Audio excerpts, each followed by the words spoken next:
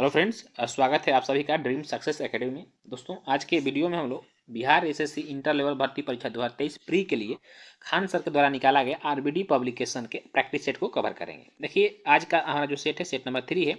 इससे पहले हम लोगों ने सेट नंबर 1 से लेकर 2 तक को कवर किया। यदि आप लोगों ने इस वीडियो को नहीं देखा होगा तो प्ले लिस्ट में जाइए, वहाँ से आपको ये वीडियो मिल जाएंगे, जहाँ पे आपको अलग अलग प्रकाशन के क्राउन पब्लिकेशन, रुक्मिणी पब्लिकेशन तथा किरण पब्लिकेशन के भी प्रैक्टिस सेट कराए गए हैं। वो सारे वीडियो आपको वहाँ मिल जाएंगे। ठीक है दोस्तों, इसका पीडीएफ यदि आपको चाहिए तो पीडीएफ के लिए आप मेरे टेलीग्राम चैनल को ज्वाइन कर लीजिए, जहाँ पे कि आपको करंट अफेयर्स से अपडेट भी कराया जाता है और अच्छे अच्छे जो शॉर्ट नोट्स होते हैं वो वहाँ पे डाले जाते हैं। तो आपको मस्ट है टेलीग्राम चैनल को ज्वाइन करना, इसके लिए जिसके लिए मैं नीचे डिस्क्रिप्शन में इसका लिंक दे दूँगा, वहाँ से आप पीडीएफ प्राप्त कर सकते हैं। तो दोस्तों, आज का सेशन काफ़ी इंपॉर्टेंट होने वाला है। यदि आप मेरे चैनल पर पहली बार है तो चैनल को सब्सक्राइब करके बेल आइकन को प्रेस कर लीजिए, ताकि कोई भी वीडियो मैं अपलोड करूँ बीएसएससी से रिलेटेड तो उसका नोटिफिकेशन आप तक जाए। चलिए स्टार्ट करते हैं आज का सेशन। तो दोस्तों, जैसे कि आप देख रहे हैं सेट नंबर 3 है। आपको दोस्तों सेशन स्टार्ट करने से पहले मैं आपसे एक बार रिक्वेस्ट करूँगा कि प्लीज सेशन को लाइक कर दीजिए। लाइक करने में कोई ज़्यादा थोड़ी है, थोड़ा सा हैंड मूवमेंट करिए, लाइक हो जाएगा, उससे मेरे को मोटिवेशन मिल जाता है। ठीक है, तो चलिए देखिए क्वेश्चन नंबर 1 क्या कह रहा है कि सिंधु घाटी सभ्यता की अधिकतर मुहरें निर्मित हैं किस चीज़ की। तो देखिए, जो सिंधु घाटी सभ्यता की मुहरें बनी होती थी वो अधिकतर आपको सेल खड़ी की बनी होती थी। ठीक है, देखिए सेल खड़ी एक क्या है, एक मुलायम पत्थर होता है। क्या सेल खड़ी एक मुलायम पत्थर होता था, जिससे ये आपको अधिकतर मोहरें निर्मित होती थी तथा इसे आभूषण भी बनते थे। यदि हम सिंधु घाटी सभ्यता की बात करें, ठीक है, सिंधु घाटी सभ्यता तो यह एक शहरी सभ्यता तथा नगरीय सभ्यता थी और यह भारत तथा पाकिस्तान के क्षेत्रों में पाई गई है। ठीक है, चलिए नेक्स्ट क्वेश्चन है कि जैन धर्म के 23वें तीर्थंकर कौन थे। तो जैन धर्म के 23वें तीर्थंकर पारसनाथ थे। इनका जन्म आपको बनारस में हुआ था। कहाँ? बनारस में हुआ था। और यह जो है इक्ष्वाकु वंशीय अश्वसेन के पुत्र थे। जैन धर्म के प्रथम तीर्थंकर की बात करें तो यह ऋषभदेव थे। इन्हें जैन धर्म के संस्थापक भी माना जाता है। और जैन धर्म के सबसे इंपॉर्टेंट जो अंतिम तीर्थंकर थे, 24वें तीर्थंकर, वह महावीर स्वामी थे। ठीक है, चलिए नेक्स्ट क्वेश्चन है, भारत का बिस्मार्क निम्न में से किसे कहा जाता है। भारत का बिस्मार्क के नाम से किसे जाना जाता है। तो यह सरदार वल्लभ भाई पटेल को जाना जाता है, क्योंकि इन्होंने भारत का एकीकरण किया।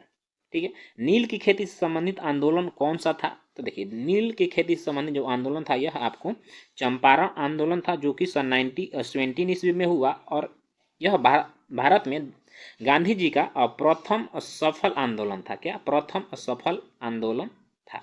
चूंकि इसमें प्रावधान क्या था कि जो बिहार के किसान थे उनसे जो अंग्रेज व्यापारी थे वो जबरदस्ती 20 कट्ठा में, देखिएगा 20 कट्ठा में बोलते थे कि 3 कट्ठा आप नील की खेती करो। और नील की खेती करने से क्या होता था कि जो जिस भूमि पर नील की खेती की जाती थी वो भूमि कुछ सालों बाद बंजर हो जाती थी, फिर वहाँ पे कोई भी फसल नहीं होता था और इसके उचित दाम भी नहीं मिलता था, जिससे किसान काफ़ी परेशान थे। जिसको कि लेकर राजकुमार शुक्ल ने कांग्रेस का लखनऊ अधिवेशन, वहाँ पे जाके गांधी जी से मिला और गांधी जी को इस बारे में बताया था, जिससे गांधी जी ने फिर आके चंपारण सत्याग्रह किया।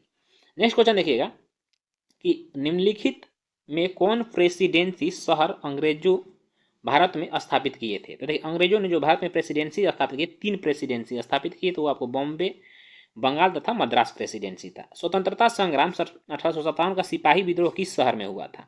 तो जो सिपाही विद्रोह हुआ था यह देखिए मेरठ से स्टार्ट हुआ था। ठीक है, 10 मई को मेरठ में स्टार्ट हुआ और 11 मई को ये दिल्ली में जाकर दिल्ली पर अधिकार कर लेते हैं और वहाँ के शासक थे बहादुर शाह जफर को 1857 क्रांति का नायक बना देते हैं। ठीक है, चलिए नेक्स्ट क्वेश्चन देखिए, 1857 की क्रांति के समय भारत का गवर्नर जनरल कौन था। ये इंपॉर्टेंट क्वेश्चन है। तो देखिए, जो गवर्नर जनरल था वो आपको लॉर्ड कैनिंग था। इसका शासनकाल 1854 से 1862 ईस्वी तक लॉर्ड कैनिंग का शासनकाल था। एक्चुअली जो कर्मकांड किया था टोटल लॉर्ड डलहौजी ने किया था, क्योंकि इसने डॉक्ट्रिन ऑफ लैप्स की नीति लाया, जिसके तहत राज्यों को हड़प लिया जाता था कुशासन का आरोप लगाकर या उत्तराधिकारी को अयोग्य बताकर। ठीक है, सारा कांड किया लॉर्ड डलहौजी ने और ठिकरा किससे फूटा? लॉर्ड कैनिंग पे, क्योंकि उस समय लॉर्ड डलहौजी यहाँ का गवर्नर जनरल हट गया था और लॉर्ड कैनिंग आया था। उसके समय में ही आपको 1857 ईस्वी की क्रांति हुई थी। और याद रखिएगा, लॉर्ड कैनिंग ही ये प्रथम व्यक्ति था जो कि भारत का प्रथम वाइस सराय बना। ठीक है, चलिए अगला क्वेश्चन है कि फ्रांस में आतंक का राज किसके शासनकाल को कहते हैं। तो यह आपको रॉबस्पियर के शासनकाल को आतंक का राज कहा जाता है। ठीक है। नेक्स्ट क्वेश्चन आपका, कल्चरल रिवॉल्यूशन के समय कम्युनिस्ट पार्टी ऑफ चाइना का प्रमुख कौन था? कम्युनिस्ट पार्टी ऑफ चाइना का जो प्रमुख था यह माओ जेडांग था। ऑप्शन नंबर आपका सी सही आंसर हो जाएगा। ठीक है, चलिए नेक्स्ट क्वेश्चन देखेंगे कि संविधान सभा द्वारा भारत के राष्ट्रीय ध्वज का प्रारूप कब अपनाया गया था? तो ये आपको 22 जुलाई सन 1947 ईस्वी को हमारा राष्ट्रीय ध्वज को अपनाया गया था।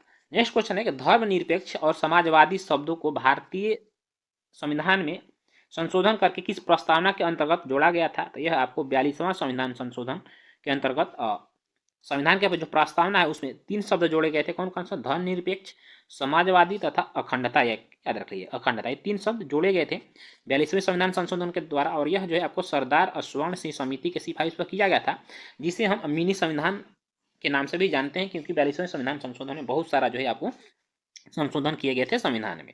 स्वतंत्रता, समानता और बंधुता के आदर्श किस देश के लिए गए हैं? तो देखिए, स्वतंत्रता, समानता तथा बंधुता का जो आदर्श है यह आपको फ्रांस के संविधान से लिए गए थे। नेक्स्ट क्वेश्चन आपका, भारत के संविधान की जो 8वीं अनुसूची है जो कि आपको भाषा से संबंधित है, आपको पता होना चाहिए। ठीक है, निम्न में से कौन सी भाषा को मान्यता नहीं प्राप्त है? तो देखिए, भाषा 8वीं अनुसूची में जिसमें कि भारत में 22 भाषाओं को मान्यता प्राप्त है, जिसमें आपको उर्दू, संस्कृत और नेपाली, अंग्रेजी को राजकीय भाषा का दर्जा प्राप्त नहीं है। ऑप्शन नंबर सी आपका आंसर सही हो जाएगा। नेक्स्ट क्वेश्चन है, भारत के संविधान में मौलिक कर्तव्यों को किस वर्ष सम्मिलित किया गया था? तो देखिए, मौलिक कर्तव्यों को यह 42वां संविधान संशोधन 1976 के तहत ही सरदार स्वर्ण सिंह समिति के सिफारिश पर जोड़ा गया था, और इसे अनुच्छेद 51 के क में रखा गया है। टोटल 11 आपको मौलिक कर्तव्य है, इसे याद रखिएगा। ठीक है, अगला क्वेश्चन आपका कि निम्नलिखित भारतीय राज्यों में किस राज्य में द्विसदनीय विधानमंडल नहीं है? देखिए, यहाँ बस द्विसदनीय का मतलब है कि यहाँ पे विधान परिषद नहीं है, क्योंकि राज्यों में 2 मंडल होते हैं। एक होता है क्या? विधानसभा। ठीक है, और दूसरा होता है विधान परिषद। विधानसभा तथा विधान परिषद। ठीक है, देखिए, क्योंकि विधान परिषद सभी राज्यों में नहीं है, विधान परिषद सिर्फ 6 भारत के 6 राज्यों में है, और ये 6 राज्य कौन कौन से मैं आपको बता देता हूँ। देखिए, याद रखिए कैसे। यहाँ देखिए, उत्तर प्रदेश हो जाएगा। ठीक है, उत्तर प्रदेश सटा कौन सा है? बिहार हो जाएगा। ठीक है, फिर आप आइए महाराष्ट्र। महाराष्ट्र सटा राज्य कौन सा है? महाराष्ट्र सटा राज्य आपको कर्नाटक है। ठीक है, अब देखिए, अब फिर आइए यहाँ 5वां, यहाँ पे तेलंगाना और तेलंगाना सटा आंध्र प्रदेश। ये 6 जो ऐसे राज्य हैं, यहाँ पे आपको विधान परिषद तथा विधानसभा दोनों है। ठीक है, तो देखिए, इसमें पूछा द्विसदनीय विधानमंडल कहाँ नहीं है? तो तमिलनाडु में नहीं है। महाराष्ट्र, कर्नाटक, उत्तर प्रदेश दिया है, ऑप्शन नंबर आपका सी हो जाएगा। तमिलनाडु में विधान परिषद नहीं है। राज्यसभा का अधिकतम सदस्य संख्या कितनी है? तो अधिकतम सदस्य संख्या 250 हो सकती है। ठीक है, चलिए अगला क्वेश्चन है, यदि राज्यसभा की हम बात करें तो अनुच्छेद 80 में राज्यसभा का उल्लेख किया गया है, जिसमें कि 238 सदस्य राज्य तथा यूटी से आते हैं। ठीक है, यूटी प्लस स्टेट से आते हैं, और 12 सदस्य यह राष्ट्रपति के द्वारा मनोनीत किए जाते हैं। नेक्स्ट क्वेश्चन है, पंचायती राज व्यवस्था कब संवैधानिक बनी? तो देखिए, पंचायती राज्य व्यवस्था यह सन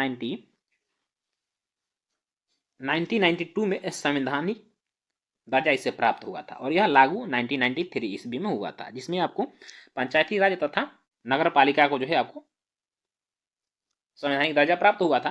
दोस्तों, आप लोग उस सेशन को लाइक किया करिए, क्योंकि देखिए, एक वीडियो बनाने में मेरे को कम से कम, ये जो आप 20 से 25 मिनट का वीडियो देखते हैं, इसे बनाने में कम से कम 5 घंटे लगते हैं। ठीक है, और काफ़ी मेहनत लगता है आपके लिए वीडियो बनाने में। जो मेन इंपॉर्टेंट फैक्ट होता है मैं सिर्फ वो बताता हूँ, जो कि आपके एग्जाम के पॉइंट ऑफ व्यू से अच्छा हो। इसलिए आप लोग कम से कम वीडियो को लाइक तो जरूर किया करिए, इससे हमें पता चलेगा नहीं चलो आपका सपोर्ट मिल रहा है। नेक्स्ट क्वेश्चन देखिए, अब राष्ट्रीय मानवाधिकार आयोग भारत में कब स्थापित हुआ था? राष्ट्रीय मानवाधिकार आयोग जो है यह 1993 ईस्वी में स्थापित हुआ था, और भारत सरकार के द्वारा जो कि किया गया था। इसके जो प्रथम अध्यक्ष थे, देखिए, क्योंकि प्रथम जो होता है ये काफ़ी इंपॉर्टेंट हो जाता है, तो प्रथम अध्यक्ष इसके जो थे वह रंगनाथ थे। ठीक है, और वर्तमान में राष्ट्रीय मानवाधिकार आयोग के अध्यक्ष कौन है? आप कमेंट बॉक्स में जरूर बताइएगा कमेंट करके। नेक्स्ट क्वेश्चन देखिएगा कि सुरक्षित पेयजल अधिनियम के अनुसार सार्वजनिक जल आपूर्ति प्रणाली की बुनियादी परिभाषा है, कोई भी जल प्रणाली जो मानव खपत के लिए पानी की आपूर्ति इनके लिए क्या करती है? ठीक है, देखिए, ये जो है आपको 15 सेवा कनेक्शन या 25 आदमियों को वर्ष में 60 दिन से अधिक आपूर्ति करती है। नेक्स्ट क्वेश्चन है कि नेपच्यून के अलावा अन्य किस ग्रह को नीला ग्रह कहते हैं? देखिए, नेपच्यून को नीला ग्रह कहा जाता है, इसके अलावा पृथ्वी को भी नीला ग्रह कहा जाता है, क्योंकि पृथ्वी पर पानी की जो उपस्थिति काफ़ी है। पृथ्वी पर बताऊँ 29% भूमि है, तो 71% जो है आपको जल है। ठीक है, यानी पानी, जिसके वजह से यह नीला ग्रह कहा जाता है। नेक्स्ट क्वेश्चन है कि निम्नलिखित में से किसका सही मेल नहीं है। तो देखिए, सही मेल ओसाका जापान में है, सही है। लंकासार ब्रिटेन में है। सेलम भारत में है। बर्मिंघम जो ये फ्रांस में नहीं है, आपको ब्रिटेन में है। तो इसमें से आपको ऑप्शन नंबर डी जो है बिल्कुल राइट आंसर हो जाएगा। ठीक है, चलिए ये नेक्स्ट क्वेश्चन है कि वह गुण जिस कारण कोई पदार्थ वायुमंडल की नमी सोख लेता है उसे क्या कहते हैं।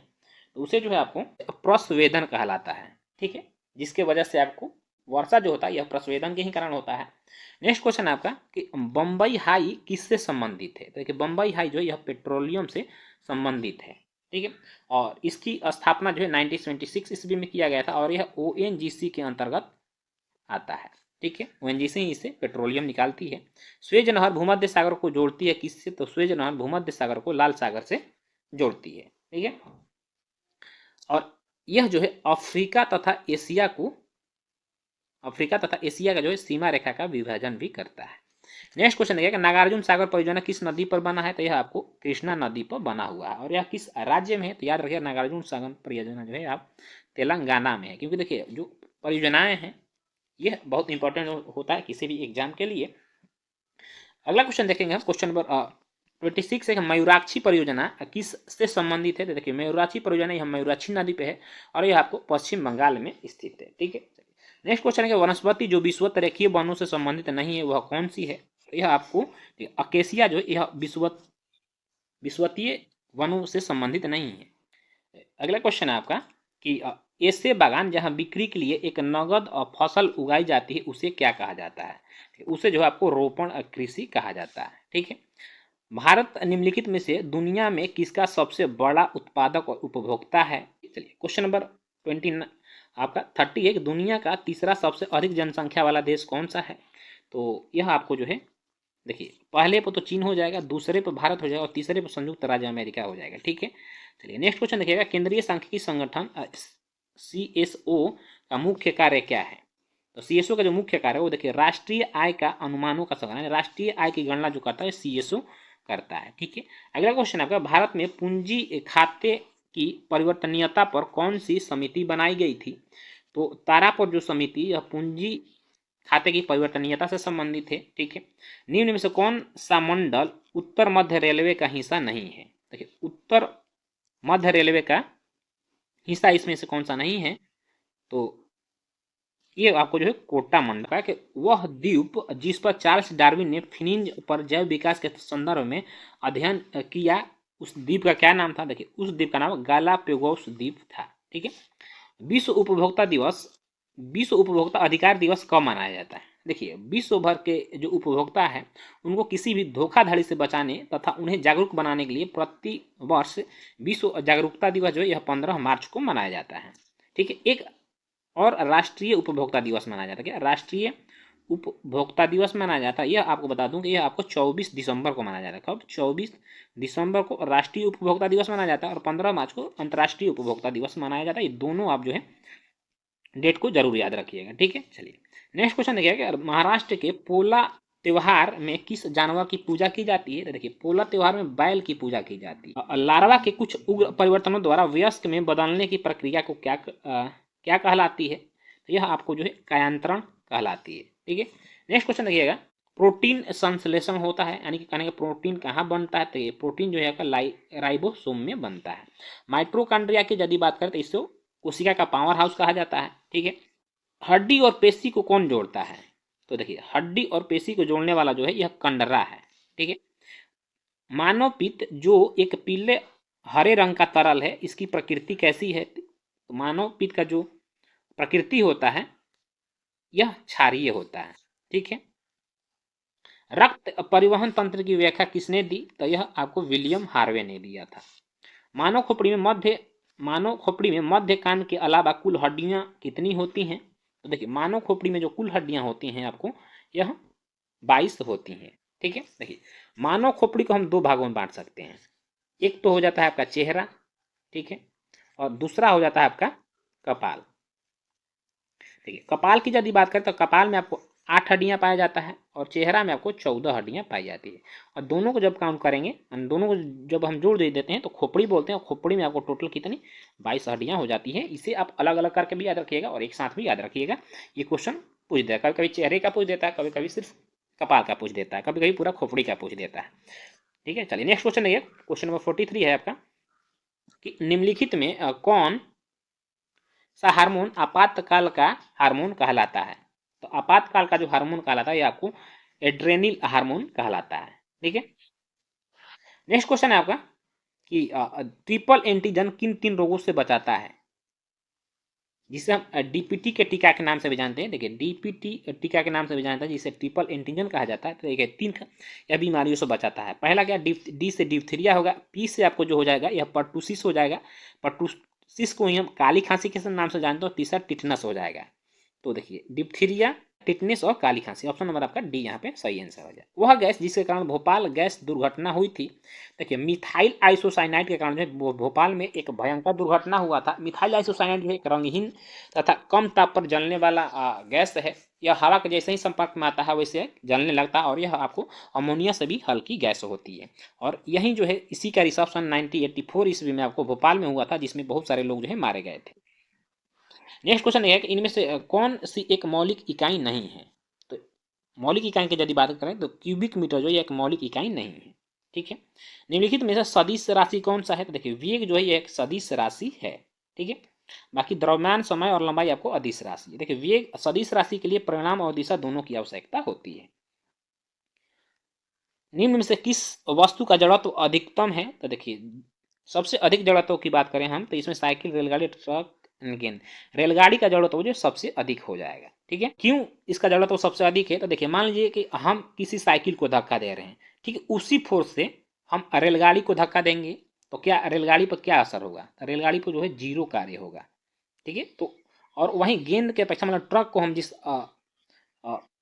फोर्स से धक्का दे रहे हैं उसी फोर्स से यदि हम रेलगाड़ी को भी धक्का देंगे तो भी आपको रेलगाड़ी टस से मस नहीं होगा। तो रेलगाड़ी का जड़त्व क्या होगा, सबसे अधिक हो गया। ठीक है, चलिए नेक्स्ट क्वेश्चन है, यदि एक वस्तु पर 60 न्यूटन का बल आरोपित होता है और वस्तु 10 मीटर विस्थापित होती है तो कार्य कितना होगा। तो देखिए हाँ कार्य पूछा तो वर्क बराबर होगा आपका एफ गुणे ए। ठीक है, यानी कि फोर्स गुणे एक्सीलरेशन हो जाता है।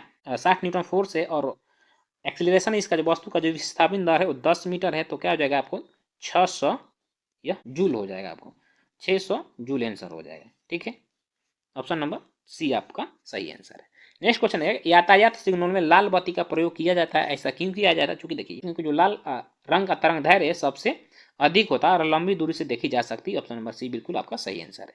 फ़ारेनहाइट में जल का क्वथनांक कितना होता है। तो फ़ारेनहाइट में जल का जो क्वथनांक होता है यह 212 डिग्री फ़ारेनहाइट होता है। अगला क्वेश्चन है कि विभिन्न रंगों के समूह को क्या कहा जाता है। तो इसे प्रकाश वर्ण पट्टी, प्रकाश का वर्ण विक्षेपण कहा जाता है। ऑप्शन नंबर ये बिल्कुल सही आंसर है। प्रत्यावर्ती धारा में क्या होता है। तो देखिए प्रत्यावर्ती जो धारा होता है इसमें आपको धारा की दिशा और धारा का मान दोनों क्या हो जाए, बदलते हैं। नेक्स्ट क्वेश्चन है कि पल्सर होते हैं। तो पल्सर तेजी से घूमने वाला क्या है, यह न्यूट्रॉन तारा है, यानी बहुत तेजी से घूमता है पल्सर।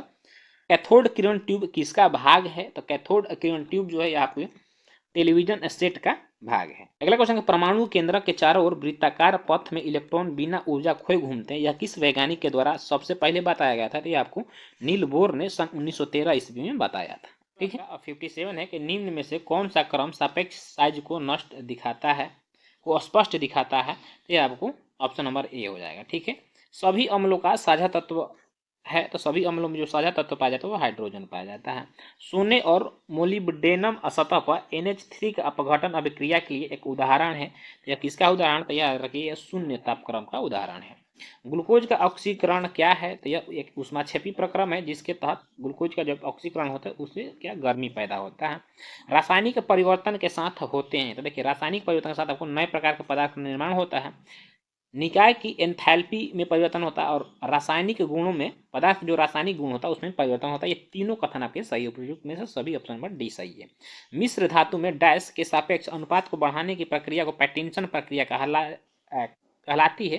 देखिए जब किसी मिश्र धातु में हम चांदी के सापेक्ष अनुपात बढ़ाते हैं तो यह पैटिंसन प्रक्रिया कहलाती है, क्योंकि इसका यह सिद्धांत जो है आपको पैटिंसन के द्वारा दिया गया था। ऑप्शन नंबर आपका डी सही आंसर हो जाएगा। परमाणु ऊर्जा पैदा करने के लिए किस खनिज का उपयोग किया जाता है? तो यूरेनियम का प्रयोग किया जाता है, और यूरेनियम पिंच ब्लेड जो है यह यूरेनियम का ही अयस्क है, तथा यूरेनाइट भी आपको यूरेनियम का ही अयस्क है।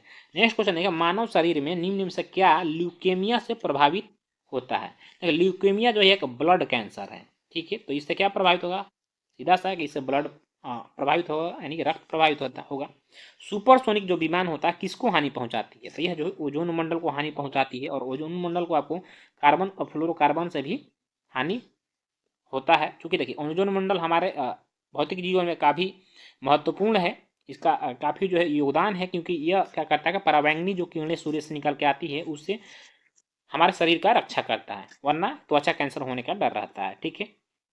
नेक्स्ट क्वेश्चन है, एक खाद्य श्रृंखला के कुछ ही चरण होते हैं, क्योंकि हर चरण में ऊर्जा क्या होती है? हर चरण में ऊर्जा 10% घटती है। जहाँ पे 10% का नियम लगता है, इससे हमेशा ऊर्जा घटती है, ठीक है। बिहार की आर्थिक समृद्धि डैश के विकास पर आधारित है। जो विकास की आर्थिक समृद्धि है यह कृषि के बल पे आधारित है। बिहार के अधिकांश भाग आच्छादित है किस मिट्टी से? तो यह कछारी मिट्टी आच्छादित है। हाल ही में किस राज्य सरकार ने नमो शेतकारी महासम्मान योजना शुरू की है? देखिए ये इंपॉर्टेंट क्वेश्चन कल के सेट में ही आपको ये देखने को मिला होगा। तो ये योजना को महाराष्ट्र सरकार के द्वारा शुरू किया गया है। किस रेलवे जोन ने शहीदों के नाम पर ट्रेनों के इंजनों का नामकरण किया है? तो यह उत्तर रेलवे ने किया है। देखिए दोनों आपको उत्तर रेलवे दे रहा है, तो कोई भी उत्तर रेलवे मान लीजिए, ऑप्शन ए और सी दोनों उत्तर रेलवे हैं।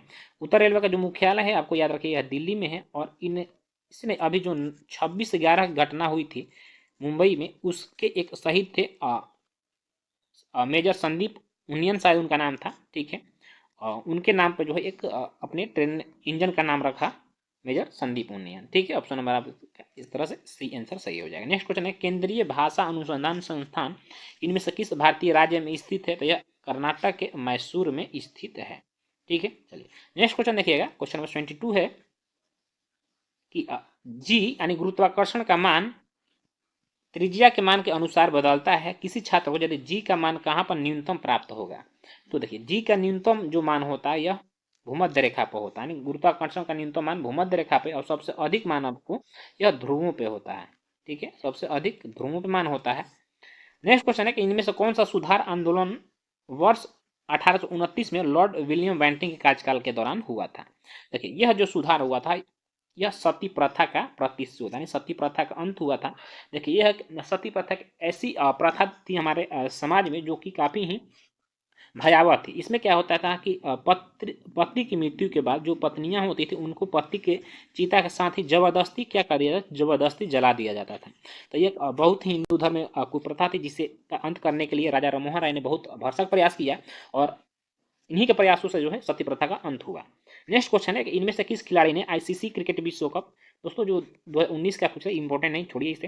नेक्स्ट क्वेश्चन देखिए कि भारत का परमाणु विस्फोट स्थल पोखरण किस राज्य में स्थित है? तो यह जो है आपको राजस्थान में स्थित है। देखिए राजस्थान में सन 1974 ईस्वी में भारत का पहला परमाणु परीक्षण, और 1978 ईस्वी में भारत का दूसरा परमाणु परीक्षण हुआ था, ठीक है।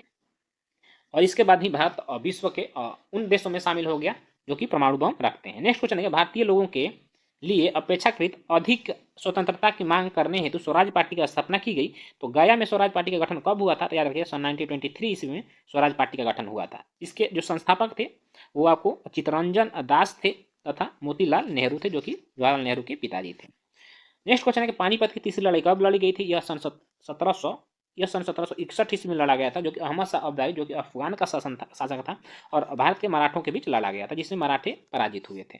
नेक्स्ट क्वेश्चन, सन 1987 में किस संवैधानिक संशोधन अधिनियम के तहत गोवा को विधानसभा युक्त पूर्ण राज्य बनाया गया और दमन दीव को केंद्र शासित प्रदेश के रूप में गठित किया गया? देखिए ये 56वां संविधान संशोधन के तहत हुआ था, और यह सन 1987 ईस्वी में हुआ था। अगला क्वेश्चन है कि 2022 में वैश्विक सूचकांक, देखिए 2022 नहीं है, 2023 कर लीजिए। 2023 में वैश्विक भूखमरी सूचकांक में भारत का स्थान क्या है? तो भारत का जो स्थान है, देखिए 125 देशों का सर्वे किया गया था, जिसमें भारत का स्थान 111वें स्थान पे भूखमरी के मामले में, यानी ग्लोबल हंगर इंडेक्स के मामले में।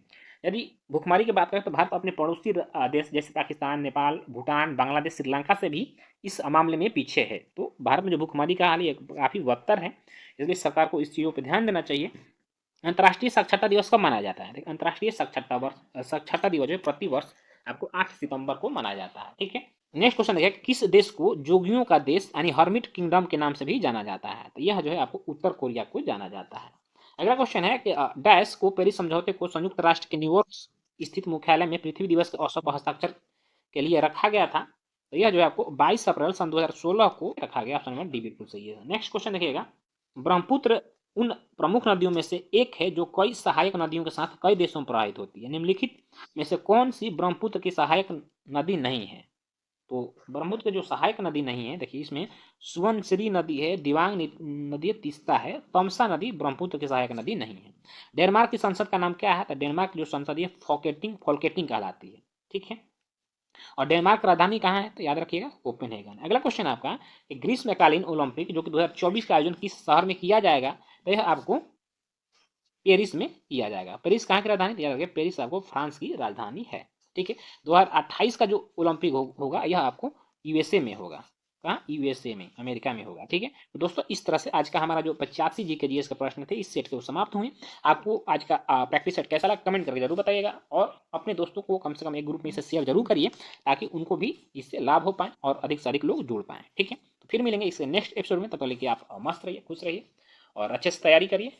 फिर मिलेंगे नेक्स्ट एपिसोड में। जय हिंद, वंदे मातरम।